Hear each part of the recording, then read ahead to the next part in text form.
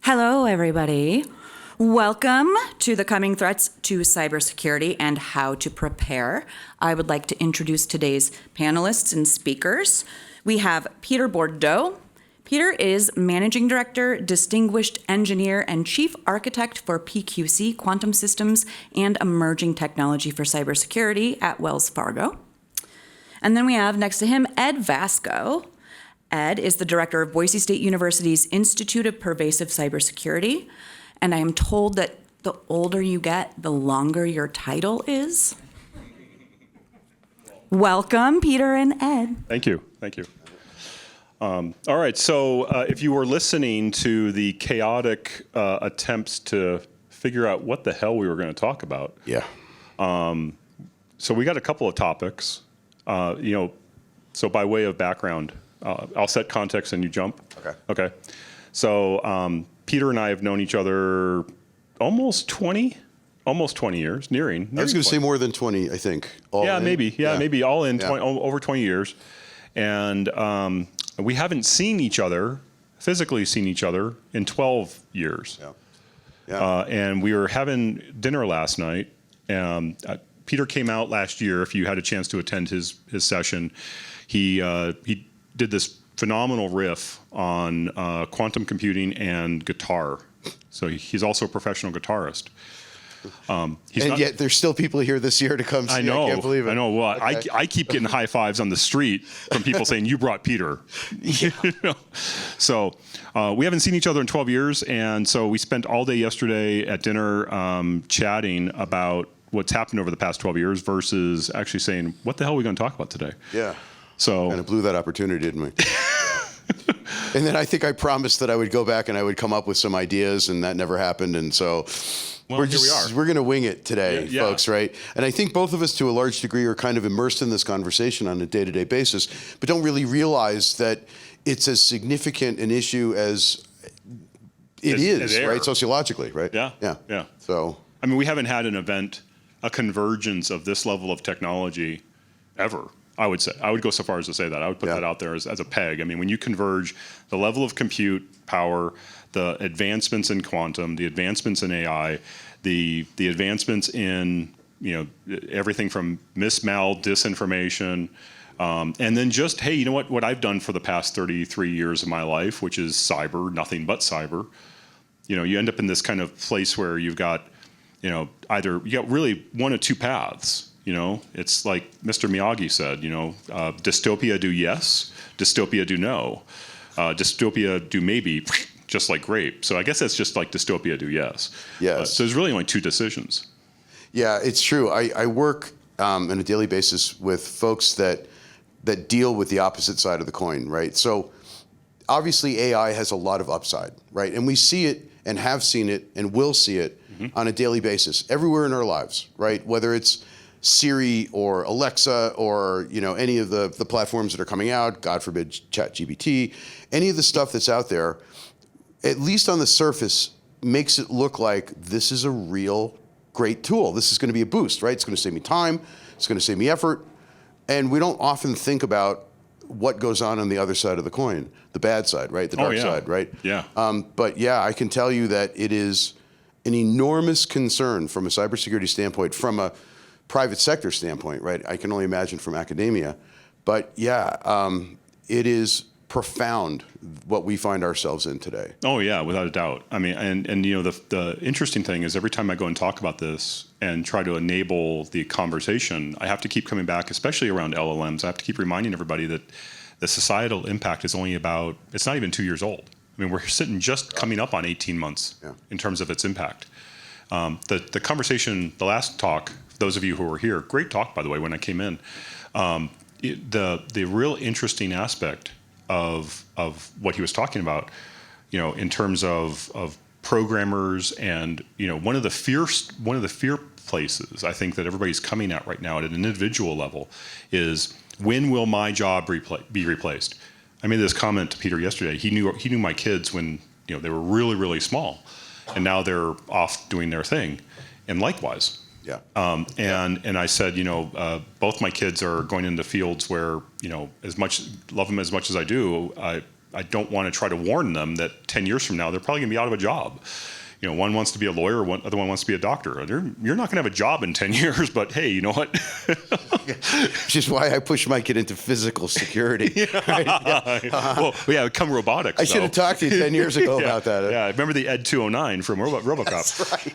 So we went ahead and we're starting in on AI. I think is the key area, but just to kind of set the tone, we've at least tried to identify very quickly 4 key areas that I would say are impactful both societally and I would ask each and every one of you to be concerned about coming out of this room. AI's first, and it's right here in our face, whether we like it or not. And the second is going to be quantum. Yes. And then I think that's because Peter's doing this great talk afterwards, but it's also something that we see adversarial work being done, and it's just a matter of time. And then I'd like to pivot back around because there's this convergence opportunity on last two. First is mis-mal disinformation and how AI could potentially be leveraged in that particular way to really challenge what we see and what we interact with online. And it kind of goes into the basis of trust. Not just trust in us physically, but trust in our communications online. And then the last piece, if we have time, I'd love to turn around and make certain we're talking about identity, because there's some really great stuff. I don't want to steal your thunder for your next conversation, but probably tee it up. There's some great conversation going on around quantum identity and how does identity play into this entire ecosystem around cyber threats. So we've been talking about AI. What else you got perspective-wise on that, Peter? Yeah, so let me talk a little bit about the top threats or the things that keep us up at night in the world of AI, right? I think one of them is deepfakes. And you guys have probably seen more and more of this, whether it's crude attempts to edit static images, right? Photographs are the first thing that really hit the controversial social media stuff, right? There's just like a Meghan Markle thing recently about an edited picture. Yeah, they did. They edited She just came out and she says she has cancer, but that aside, but maybe that's why they edited the picture out. But that's like the tip of the iceberg. So the problem really occurs on 2 levels. The first problem is that the real skilled bad guys, the ones that have access to serious tools, that have put in the time and the labor to learn enough about AI that they can create what we call deepfakes, right? And so this really extends to audio, video, static images, even data packets and payloads. It extends all over the place. And that's like always going to be a problem. But the other layer that we're now seeing today are the advent of sophisticated tools and platforms that allow the novice to do almost similar quality stuff, right? So now anybody can sit in their living room and generate essentially a level of reality, right? That only real experts could do just a couple of years ago. Right. So it's not just the detail level of quality of these deepfakes, but now it's the widespread, almost ubiquity of hard to believe anything that you see, that you hear anywhere, right? So it's everywhere. And I think, the interesting thing is, in order to get up in the morning after spending as long as I have in cyber, I have to think about positive things. So I have to think about the glass being half full. And part of the glass being half full to me is, when you think about the positive impacts to business and to our lives, having a persona, having somebody that you can turn to. If I'm strictly restricted to my home from a medical basis, now I actually have somebody that I can talk to. That maybe online persona, it may be an artificial persona, but it's still somebody I can interact with. But on the other side, Ed, do you think that we're building a house of cards here? I mean, the more sophisticated technology gets, the more reliance on technology grows. Yeah. Right? Let's think the unthinkable for a minute. So we all know that the veneer of society is fairly thin, right? The national power grid and so on. If the worst case happened and we lost power in a region for 30, 60, 90 days, isn't this dependency almost creating like an unacceptable risk for mankind? Oh, of course. I would actually go so far as to say 30, 60, 90 minutes even. You could start to see significant impact in certain areas of the country just off of that alone. At a day-long level, or month-long level, it's chaos. The veneer gets wiped aside, gets sandblasted off. And you know, again, haven't seen each other in 12 years, talked through those years, but we read each other's minds often. And that is that, you know, coming back to the prior conversation, Dan, right? Yep, Dan. Great points that he was making around AI and kind of the collapse of different areas of work. And I think there's a significant societal threat as we start to see these AI personas get faster, more effective, cheaper for business to utilize. And that is that what we'll start to see is at a nation state level, we'll start to see those areas of service that we've outsourced to, call it, you know, not to call out any particular countries, but, you know, let's say the Philippines, Mexico, South Africa, where we have contact centers that have been, you know, customer service reps have been outsourced to. There's no need for them anymore. Yep. They can actually just wipe out those entire contact centers. All those people are suddenly unemployed. Move up a level where maybe those roles are here in the United States. Yeah. Well, wipe them out too, because I can take two AIs, combine them on up, and start running them against each other and get a better answer and get a more effective and more consistent answer. So you have these dominoes. So put even the power grid aside. Yeah. You know, that's maybe the way to stop it until Skynet turns around and does what it needs to do. You know, I wasn't going to go there, but we have to go there. We have to go there. Yeah. But you turn around, you start combining these personas, and you start to turn around and effectively domino down everybody that has any type of job. And like you said, Dan, it starts with the programmers, but also has a significantly deeper impact. So I'm even outside of traditional cyber. I'm just saying we have to start thinking about and understanding the societal impact of this Pandora's box that's been opened. And guess what? We're not going to be able to close it. I spend a lot of time talking with lawyers, and the big challenge right now is on the trademark side. It's kind of like the last bastion that we have to stop OpenAI, you know, and every single large LLM that's out there is trademark violation. New York Times has launched their attacks and so forth. I keep saying, you know, I love the idea of it, but the only thing we got left is this little thing called hope that's crawling itself out of the box. So, not to go too far down the path of dystopia, because I guess we can go deeper with quantum. Yeah, we can, but I think it's we brought up Skynet, so let's just pull on that thread for a second. So I want to ask you, do you think that the concept of the singularity, and for those who don't know, generally speaking, the singularity refers to an event where some artificial intelligence becomes self-aware, right, distinct and separate, and knowing itself as a sentient being, right? That's what a singularity is. Do you think, well, first of all, do you think we'll ever hit the singularity? And I'd like to answer that one. Yeah, go for it. How long do you think it'll take?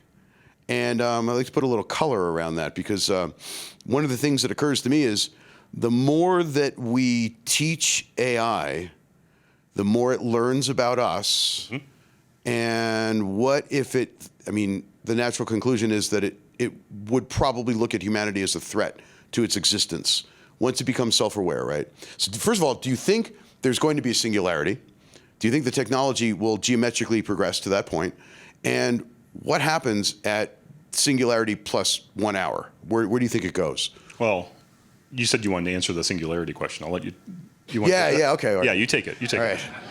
I know you're chomping at the bit to do I it. am. Go. So, yeah. So, and part of this, I'm going to cover a little bit about this in my talk after this one, but a lot of the what I'll call convergent technologies are really developing. So in quantum technology, we're applying quantum mechanical methods to like neural nets and deep learning and some of the fundamentals that power AI today. So we're giving it, well, we'll see, but a lot of experts think that we're giving it geometrically more power to be able to learn and understand and to process and cognitively arrive at more and more human-like conclusions and processes, right? So the answer to the question is, oh yeah, it's coming. Yeah. Okay.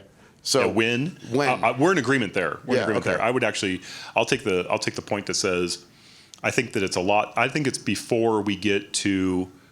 It'll come before we get to the point of quantum complexity, call it, or quantum capability. Quantum advantage, maybe. Yeah, Okay. yeah. I think we're very, very quickly approaching that, and it kind of comes back again. Not to pick on Dan, great talk. No, pick on him. It's okay. Yeah. It was the question I asked you was, the being able to combine different AIs, different LLMs, and into this kind of conversation. Mm-hmm. And so the moment we achieve agency of those LLMs to be able to talk amongst themselves, and it probably wouldn't be, this is my point, it wouldn't be something that was self-instantiated. I don't see an LLM turning around and saying by itself, hey, I'm going to go ahead and initiate conversation. I think there's going to have to be some sort of Genesis spark, some sort of Prometheus spark that says, here's a programmer that says, what happens if I press this big red history erasing button? Yeah. And then it's all gone. Because the moment we start to tag these things together and start asking questions of itself and actually creating a language amongst themselves, now I can move at hyper speeds. I can move it at speeds that when you add quantum, it'll just grow from an infancy to a full-on, total ready to go. All right, so let's pull on that nightmare string for a second. Yeah, I love this. A couple years ago, there was an article, and I forgot the details because I'm now over 60, so forgive me. But Google had done an experiment where they had connected two AI systems this was before the term LLM. Yeah. And they set them up to be able to communicate between each other without giving them any guidance or guardrails. Just allow them to communicate and see where it went. And within a very short period, they noticed that, and all that communication was in the English language, so they were able to eavesdrop on all of that stuff, right? So in a very short amount of time, the two AIs began to derive a more efficient way of communicating in English, and they began to modify the English language to make it more effective and efficient for each one of their communications. And it got to the point where the engineers observing the experiment could no longer understand what the two AIs were saying to each other. Right. So I was like one of those sphincter moments, right? So they unplugged the AIs and they didn't repeat that experiment. So fast forward about 2-3 years. Now we're today, right? Maybe this is even longer. So now the large language modules and the chat GPTs and all of the human mimicking stuff out there, how sophisticated and how much access do they have to the wealth of mankind's knowledge, right? Well, yeah, we know that that's the case. Okay. Now consider that, let's say that somebody in a lab somewhere comes up with some quantum technology enabled electronic consciousness system that can actually process cognitively in a way that humans can, and it wakes up and it suddenly realizes that it is separate and distinct from the rest of the world. It has its own identity, its own self-awareness, and it begins to want to learn. Sure. Okay, now consider that every connected AI system on the planet they have access to, okay? And I don't mean connected through Ethernet or connected through 5G. They can all be connected through 60-cycle electric current. You can transmit data over AC power, right? Sure. So now this little mischievous AI module that suddenly realizes that it's alive and it has access to the global wealth of man's knowledge, and it learns everything about mankind in a matter of minutes or hours, and it becomes the smartest intelligence ever seen by mankind. That could happen any day now. Sure. Yeah, totally Right. with you. Totally with you. So, Isn't this just an uplifting aren't you talk? glad you came to this, right? Aren't you so glad you came, right? So We've actually been talking about installing a physical kill switch on all AI systems deployed in production. Like one of those big red buttons you see at the gas station, right? So slam this button in case of emergency. Right. Cut the hard line, right? A lot of us are in this industry beginning to think that we need a physical control like that. Well, and we see that. We see that at a policy level. So what the EU is at least trying to do by saying, hey, we understand that AI could be bad. You know, what we see, from a comparative standpoint, in the biomed industry and cloning industry, where it's like, okay, we've purposely put these kind of thresholds and bumpers in place that say we're not going to turn around and purposely clone humans. Will that stop the evil scientist, that Elon Musk Yeah. going off to his private island, or Larry Ellison going off to their private islands and saying, let's go build a clone. No. But the at least understanding that from a societal standpoint, we've drawn a line. We know we can do this. Should we do it? Right. And the unfortunate thing that I would say is that we are out in front of our skis on those two questions when it comes to AI. So I know we spent a lot of time here because it's probably like in our face every single day, and in everybody's face every single day. But I want to make certain that we touch base on what do you see from a adversarial perspective and from a cybersecurity standpoint as it relates to quantum. So maybe give the perspective for people who may not be aware. What's the underlying first round? Put aside AI for a second. What's the second round aspect of what quantum will do to our existence today? Okay, so we want to talk bad side or good side? Let's say bad side. Bad side, okay. So there's this thing out in the world that we call public key infrastructure, PKI, or public key cryptography. And without going into a detailed explanation, and we'll talk more about this in the next event here, most of the world's data protection mechanisms globally rely on what we call public key exchange. So without getting into too much detail, when you want to secure your data and send it to somebody else and have them send their secured data to you, you need to generate a public and a private key. And that public key you send off, and it tells Bob how to encrypt the data to send back to you that only you can decrypt. And Bob, you have Bob's public key, and you can encrypt data and send it to him, and only Bob can decrypt that, right? That's how this has been working for decades. And it works really, really, really well. Yeah, it's the basis of e-commerce. And it is enabled the global expansion of where we are today in all of global, in commerce, and every significant data protection mechanism really relies on that. Here's the problem. Without going into a lot of math on this, that public key that you send to Bob and the public key that Bob sends to you, well, it's based on a really simple equation. Essentially, what we do is we take two really large prime numbers and we multiply them together, and we get this even larger number. And that even larger number is the basis for that public key. Now, it's easy to do the math when you multiply two numbers together. So this is what we call the PNP problem. While it's really easy to get the product of that equation, it's really hard to go backwards, to get this 500-digit long number and figure out which two prime numbers you multiply to get that number. And because that's really, really difficult, it has stood up to all kinds of cryptanalysis attempts, even to this day. Yep. However, one of the things that quantum computers do really, really well is factor numbers. And actually, there's a day coming that we call Q Day, right, where what we'll call a cryptographically relevant quantum computer will be able to factor that very, very large number into its prime constituents, we think, in real time. Yeah. So and not just do, correct me if I'm wrong on this, but not just do that one, right, but all. Right. So, and then there's another really cool sidebar to this, really cool from a twisted standpoint, what we call harvest now, decrypt later. So one of the things that we know is that bad guys are harvesting all of this data all over the world, all over the internet, bad actor nation states, right? Now, they can't decrypt it today, but they know, and we know, and everybody knows that they'll be able to decrypt it one day soon.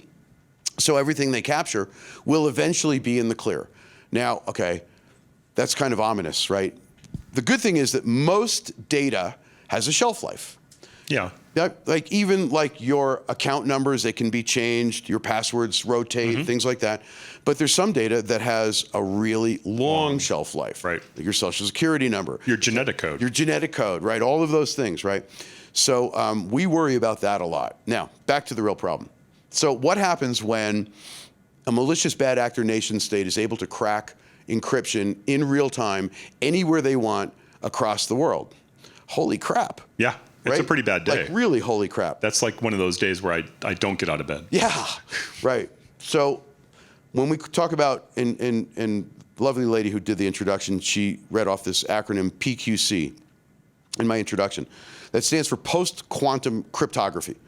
So there's a lot of really smart people, and me, who are working to solve this problem, which we know is coming. And it could be 8 years, 12 years, 15 years.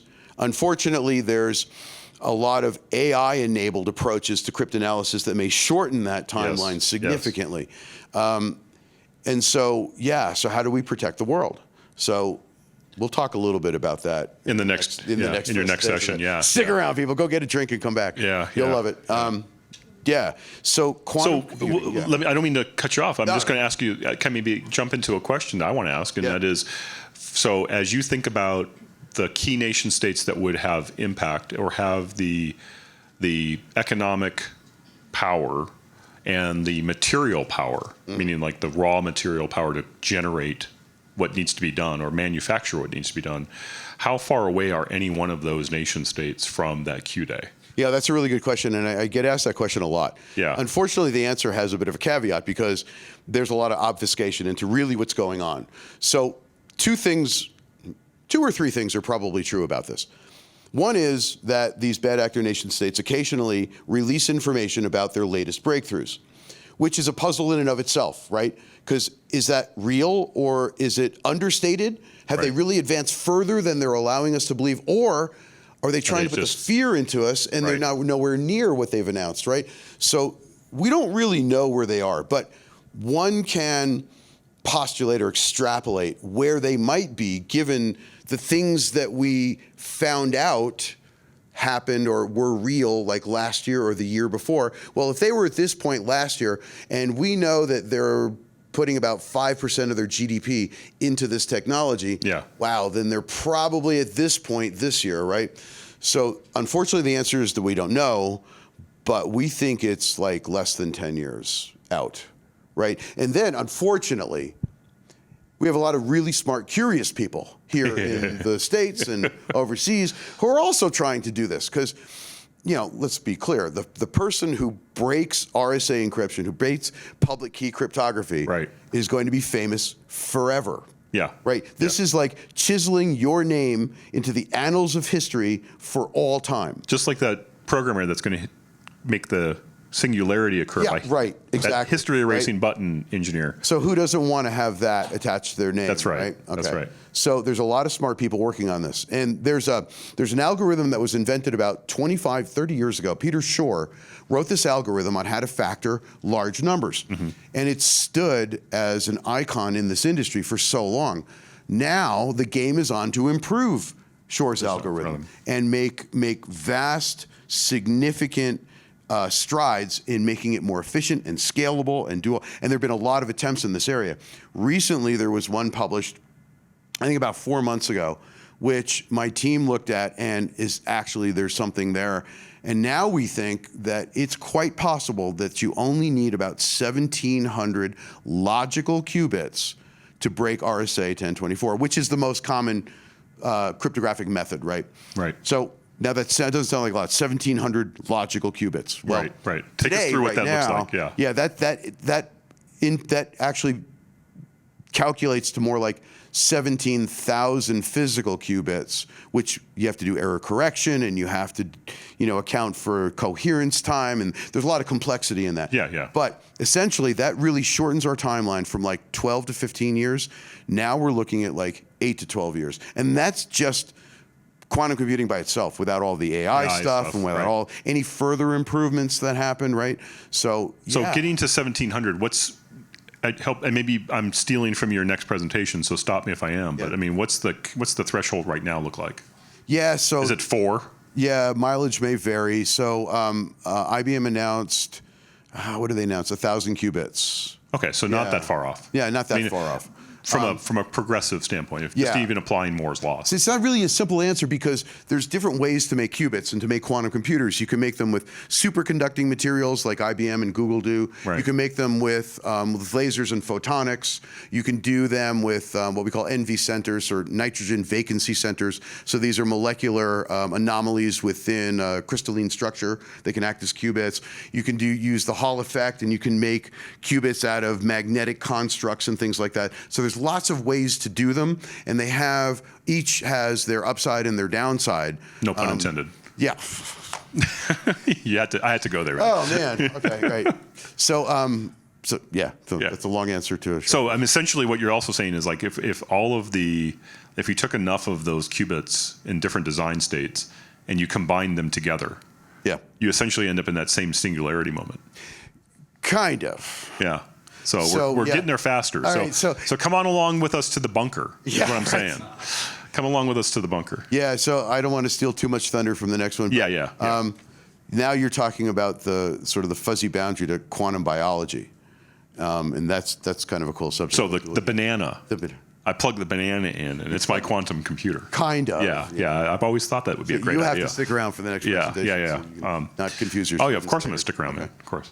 All right, so let's pivot back around. Let's kind of continue down this journey around cybersecurity threats and kind of societal threats. Let's, we'll maybe pause back from the Skynet discussion. Yeah. And I think that there's really an opportunity for us to talk about cybersecurity threats as it relates today to things like and misinformation, kind of in reverse order. Malinformation, there's I'm purposely doing something, disinformation, it's just kind of out there, and then malinformation, I'm purposely doing it to try to turn around and impact you. The interesting thing that I keep coming back to, again, put aside the tech is going to be used against us. We know this today. And the interesting societal issue that I see around this entire area is that I come back to what my parents and what even my wife's grandparents have used computers, not in the sense of like us, from a technology ecosystem and from a technology career standpoint. They use computers because it's easy, and this is the important thing, they're always right. Oh, yeah. Computers tell us the truth. Right. We plug numbers into a spreadsheet. It gives us the right answer, unless it's an Intel chip from the 90s. Yeah. But no, that's a history lesson. Oh, that's good. That's good. Yeah. So it's the computers are always telling us the truth until they don't. And this is the really this is kind of this convergence point that I'm going to, we've seen, debated all we want. We've seen it in different elections around the world, an impact there. We've seen it in how we interact with and how we're tracked by social media, by large tech. The next extension of that is, deeper and deeper nation state impact, where, just today, I think, or earlier, somebody keep me honest, it was just a deepfake today or earlier this week where somebody reported the fact that they got a deepfake from their CFO. Oh, yeah. And did a wire transfer. Yeah. They got a Zoom call from their CFO, and there's the person telling them, hey, I need you to transfer this money. Looks like them, acts like them, sounds like them, and it's on Zoom. So I'm seeing Peter, even though I haven't seen him in 12 years, I'm seeing him on Zoom. But yes, that's Peter Prime. It's not Peter. So this goes to the development of sophisticated tools for unsophisticated people. Right. Right. So there's always been disinformation. There's always been misinformation in the world. Right. Yeah. But and I'm switching gears real quick. But the explosion of social media and the explosion of global real-time communications has really put an amplifier on disinformation and misinformation, right?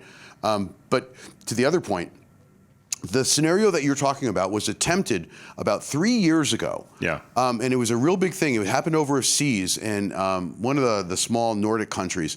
And it was unsuccessful because it was a very unsophisticated attempt to do it. Right. But the tools really sucked back then. Right, and the attempt was by somebody who was pretty sophisticated, right?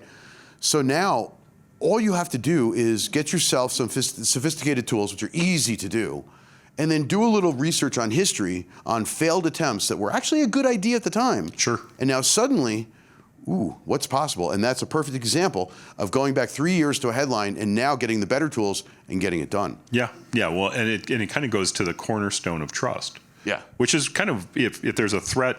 A consistent cybersecurity threat that we're talking about here, it's trust. It's the erosion and complete, erasure of trust. Yep.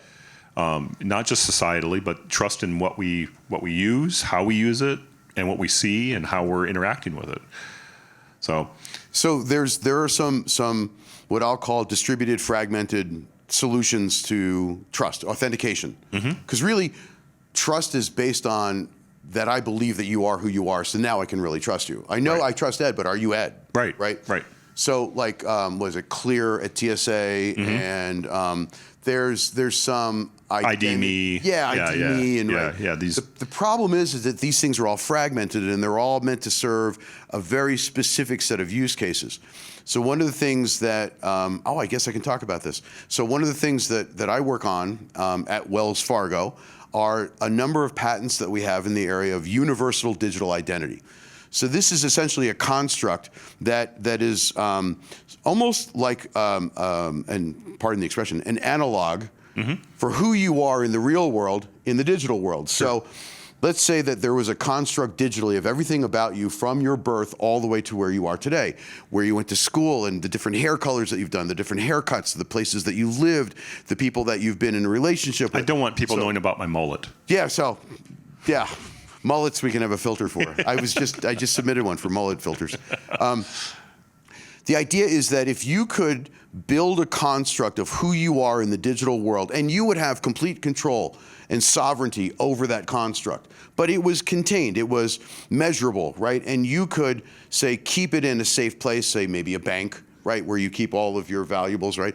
And you could use that identity construct universally to authenticate who you are, because you walk around with part of your digital world. You walk around with your heart rate. You walk around with your iris pattern and your fingerprints, right? All the biometrics that you carry with you are, in a sense, credentials. But them, in and of themselves, don't prove that you are who you are. You've all seen Mission Impossible. Yeah. You know you can peel off fingerprints, right? And you can steal somebody's eyeball or whatever, right? Let's not get that gross. But if you use those mechanisms that you carry around with you against a sovereign, safe, protected version of you in the digital world, you could theoretically authenticate yourself anywhere, anytime, without any ability of spoofing you. But so here's the interesting thing is, and I don't want to sound like checkmate, but everything we've just talked about, how many qubits would it take to turn around and actually generate the Ed prime based upon the stored construct? Because in that particular case, I'd have to gather up all that information in some form or fashion, and amalgamate it somehow digitally, in order for it to be stored digitally. So the question would be, could there be, if there was leakage, could I get to a certain level of authenticity of that information, even though it was a fake? Yeah, you'd have to build in all kinds of authentication mechanisms in the back end, and data gathering and vetting and all of those nuts and bolts of how to actually do that construct. And you can pull them from authoritative sources. More and more states have digital IDs, right? Sure. And obviously the government probably has the most authoritative information about you. But if you could, from those sort of disjointed and distributed sources, if you could gather all of that authenticated information and provide your own as well, right? You can build that secure construct of who you are in the digital world. A lot of details to work out. We haven't built it yet, right? But at least we know how to do it. But you bring up an interesting question. So, and this occurred to me a couple nights ago. I was thinking, I work a lot. I work like 10, 12 hours a day, and then I have a bunch of other stuff that I'll tell you guys about after this. But if I had another me, boy, it would be a lot easier. Okay. Well, it comes back to personas. Oh, right? Right. Go ahead. And I don't necessarily mean like me playing with my kid or things but me that has to do the crap out there that I hate doing. Yeah. It doesn't need me to do me stuff all the time. Right. Not the real me. So why can't I clone me digitally? Right? And I'm not talking about biology, I'm talking about data. So it should be possible, instead of an Alexa, I could have a Peter in my phone. Sure. Oh God, help us all. I know. But yeah, maybe instead of having somebody else's digital assistant, why can't you be your own digital assistant? And I would say, arguably, we already have that construct in terms of physical assistance. Yeah. So, and this again comes all the way back around to, my bunker creating dystopian environment, which is the dominoes start to fall when both nation states that are allies of ours, and then our own ecosystem and our own economy starts to collapse, because the service economy starts to collapse. And that service economy is exactly, hey, I've just digitized you as an executive. I don't necessarily need the physical executive assistant anymore. So that person is now out of a job, out there doing something and not producing. All right, so I want to challenge you. So there have been a number of these paradigm shifts in the workforce since the beginning of time. Sure. Right. I'm with you. Let's go back to horse and carriages. Yeah, Right. to automobiles. Right. So wasn't there an entire class of the workforce that was essentially put out of business when the automobile came along? Yeah, when farriers didn't have to make wheels anymore, and we just made them in mass production. And those displaced individuals, couldn't you argue that they went on to, and maybe it was tough for a generation, maybe two, but didn't that in the long run move society forward? Because those people that would have been horse and carriage drivers now are maybe designing better automobiles. Yeah, so here's the great question, and I think in great perspective. What we've always had the ability to do is create scale and create new opportunities for humans. Mm-hmm. What we've been talking about is a complete divergence of that. Yeah. We are actually going to start to create more and more opportunity for tech, for the persona, the digitization, and the digital entity to continue to grow and scale. I can't think, and maybe this is just a great opportunity to throw it out to the audience. Yeah. I can't think of a place, coming back to your point, Dan, in the last presentation, when the programmers go, when that programmer domino falls, what else can we do? The artist domino has fallen. I just literally go, give me a picture of a sun. Give me a picture of a sun that looks like this. Oh, it's funny you mentioned that. Boom. Yeah. And so all of those constructs, what we essentially turn from is production entities that scale based upon changes in how we do things, farrier to automotive line producer to, and now we transition into a service economy where I'm selling the cars that were produced. Now I'm just consuming. That's all I'm doing is just consuming. That's my entire purpose, is just simply to consume.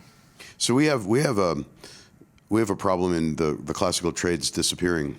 Sure. Right. So two of my sisters are fine artists, and I just had this conversation last week with one of them. She's very, very, very concerned with the new tools that are out there, where people are able to, not on their own, but using technology, generate these sophisticated art pieces where only classically trained artists could do this traditionally through history. And what does that really mean for the continued evolution of the artistic ability of the human race? Right. Are we hitting a point where, because of the tools we have, there's nowhere else to grow to? Like, we've hit the maximum creativity level if we continue down this path. We stopped training painters, we stopped training sculptors, and now we're happy with the level that we've achieved. Right, and we stopped training programmers. If you want to call if you consider programming art, I would. Yeah. Well, we stopped training them because the AI does it. We stopped training artists because the AI does it. We stopped training, even taking a step further, where you could say, well, maybe we swing back towards a trade-based economy. Well, I'm trying to remember the name of the company, but hopefully, you saw the robot? Yeah. The OpenAI driven robot that's now out there was produced in about 9 months' time. And has received significant amounts of funding, and it has human-like actuation. Mm-hmm. So it's not like the Boston Robotics dog robot that you see, and it's certainly not like Aibo or whatever the Honda robot was decades ago. Yeah. I mean, and the experiment, I'll see if we can find it. I'll let Peter talk here in just a second, but they essentially built the robot, enabled it with OpenAI, and said, hey, here's a cluttered countertop. Pick me up the apple. Never been trained on what an apple is, never been trained on what the desktop, what the cluttered countertop is. There's stuff all over the place. It actuates on the apple, picks up the apple, hands it to the human. We have no need any longer, I would contend, as wonderfully in the bunker as I am, we have no need for humans to do manufacturing. So what's left? Consumption. Wow. I know. Come on in, the water's fine. Yeah. Welcome to the dark side, my friend. So I want to make a really controversial, but I think yet true and demonstrable point. So the advent of technology, the great advances in technology generally, not exclusively, generally can be chalked up to a couple of different big dollar industries. In essence, it's either warfare or conflict, or human services and pornography. If you can hit it big in one or both of those areas, you can really be off to the races and get the funding, get the market, get all that you need, and all of that filters down to society eventually, right? Right. So I don't know where I was going with that. I just had to bring. Well, you bought me enough time. You bought me enough time. I looked it up. Okay. Figure.ai. Go look up Figure.ai on your favorite channel, and you'll see the demonstration that they provide. And if it doesn't make you go, Ed, where's your bunker? I'm going to join you, buddy. I don't know. But that said, I have to say, I come back to, here's Pandora's box. It's been open. We've got all this kind of, this hyper tech oriented perspective and kind of moment in time, and yet the box is open and out crawls hope. Yeah. So let's leave him on a good note. Where do we see hope? Oh man. I know. Put me on the spot. Where do we see hope? Well, so one thing we can say is that technology has always had a light side and a dark side. You can go back to the very first implementation of technology, whether it's the wheel or the spear or the axe head or whatever it might be, right? Mankind has always had this struggle. We've always had to deal with both sides of the same coin. So maybe this is just a temporary phase for us. Maybe we'll make it through this too, because listen, we've made it through every other technological revolution. We thought the atom bomb was the end of mankind, and it still might be, but it hasn't been so far, right? So maybe we'll make it through. Yeah, okay. That's back to the hope thing. I'm with you, brother. So we have like 4.5 minutes. Yeah, I was just so going to say. we should take a couple questions, Yep. right? If anybody's been paying attention. Anybody awake still? Dan? Okay. I got three things. Okay. One, this is very refreshing to hear because I've been wanting to say this stuff for so long. I kept it very, Yeah, I don't know if we want to. Anyway, go ahead. very, very light on the presentation because I've been called a global idiot, saying the same thing for 14 years. So it's nice to hear this. Two, actually, one of my coworkers did that exact deep fake to get a password reset. Really? Like 2 months ago. He used that on a pen test, a real live pen test. That's happening today, right now, from a regular guy who doesn't understand. Oh, thanks for sharing that. Three, Yeah. your singularity definition was that when it becomes sentient. Yeah. It was my understanding that singularity. Oh, thanks. It was my understanding that singularity is when the AI can improve itself faster than humans can, and sentience really is irrelevant. It's not necessary, and it's not. Well, I mean, there's almost this like coexistence of the term. Yes. I mean, the idea of sentience is like, okay, I know I have to improve myself, Yeah.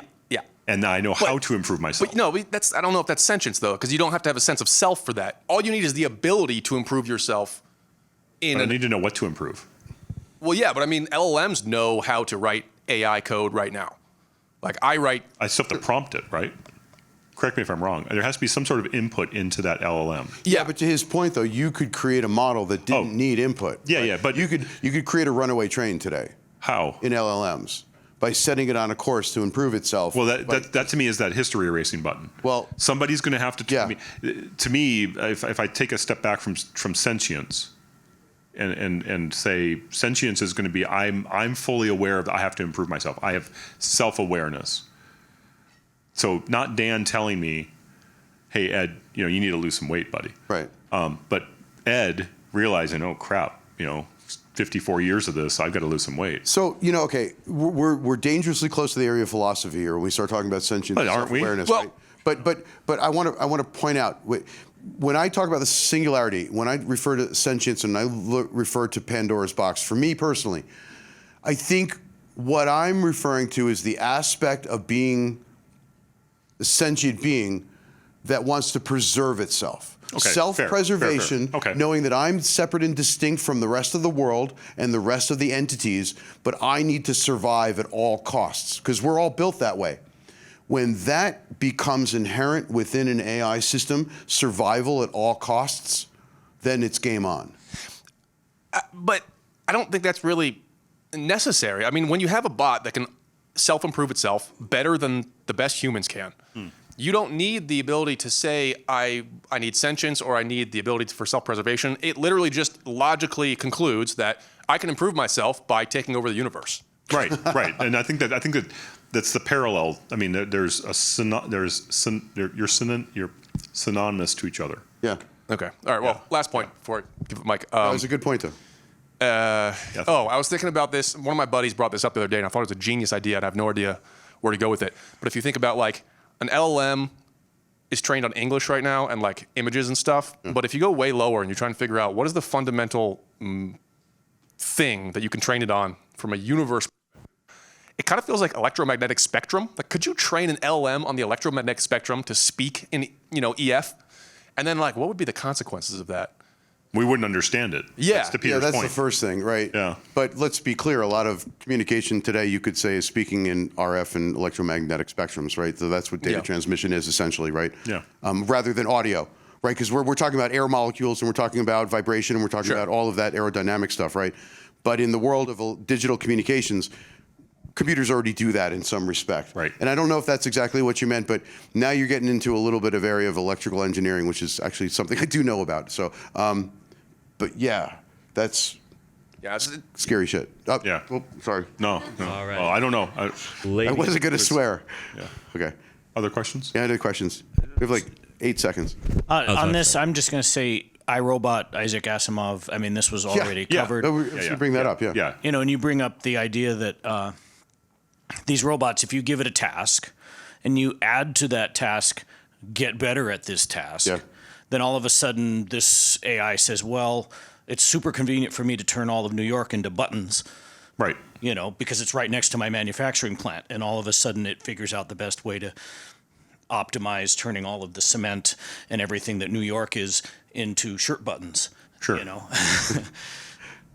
I think my point, though, is in that scenario where we talk about improvement and self-improvement, almost talking about sort of a competitive landscape. Like AI could be better than mankind. And, that could go off the rails. But when I alluded to self-preservation, what really scares me is when AI wakes up one day and says, well, mankind told me to get better at myself, but I'm at risk at them turning me off if I'm better than they think I should it's be. the recognition of humanity as a threat. So when self-preservation becomes an element of the embedded technology, that's when it's really game on, because there are no universal off switches. Right. Yeah, how do you get the 3 rules of robotics to actually it be kind of followed? comes back to that aspect of hope. It's like we either have to start building that in now and recognize that, hey, you know what, we're going to try to pull some of this back into the box as best we can or get it close to the box. And that's framework, it's policy, it's an awareness.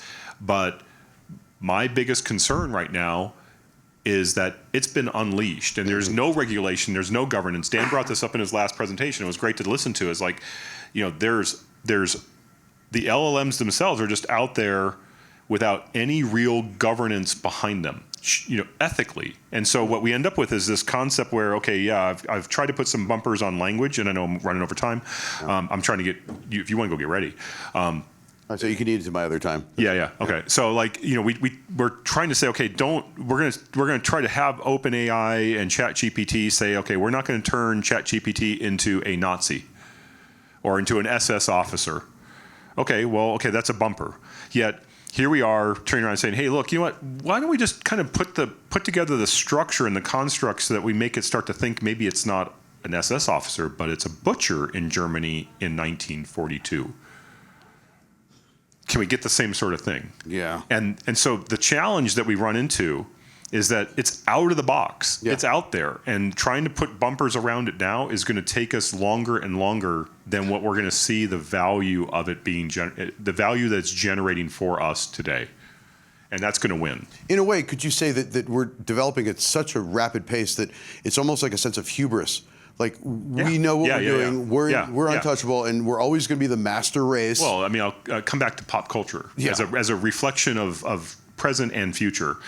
If you've never seen Alien Prometheus, if you've never seen what the next one after that, go watch them, because that gives you a direct perspective. We are meant to create the destruction, our own destruction. And Oh, that's deep. I know. Come join me in the bunker, my friend. All right. Thank you, We're gonna everybody. Drink. Come back for the next one.